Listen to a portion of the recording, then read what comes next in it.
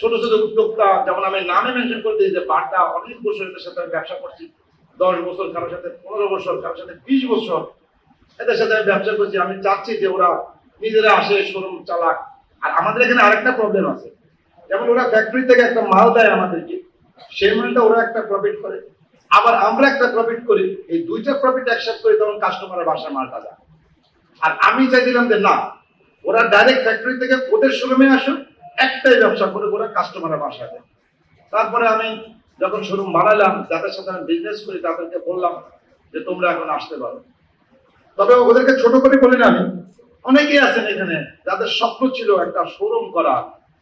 আসলে একটা ভালো জায়গায় মার্কেটে একটা শোরুম নিতে গেলে আমাদের অগ্রিম অনেক টাকা দিতে হয় এবং ভাড়াও অনেক বেশি। ওদের পক্ষে এটা সম্ভব ছিল না।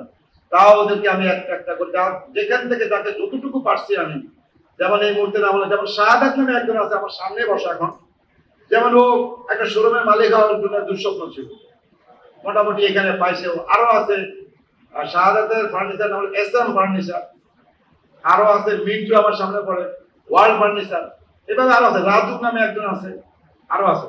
যাই হোক, তো মোটামুটি ভাবে আমি সেই 16 সাল থেকে 2025 সালে আসি, যখন এটা আমি পূর্ণাঙ্গ ভাবে মোটামুটি কাজ শেষ করতে পারছি। প্রথম আমি বুঝতে পারিনি যে কাজটা আমি শেষ করতে পারবো। ওই যে ইঞ্জিনিয়ার আলামিন সাহেব বলে গেছেন যে আসলে মনে সাহস থাকলে তাহলে কিন্তু কাজ করা যায়, এটাই বাস্তব। তারপরে মোটামুটি ভাবে আজকাল এই যে 25 সালে দাঁড়ায় আছি, আজকাল এই শুভক্ষণে আমি মোটামুটি ভাবে সবার জন্য করতে পারা খুবই আনন্দিত। আর আমার শরীরটা অসুস্থ, সবাই আমার জন্য দোয়া করবেন।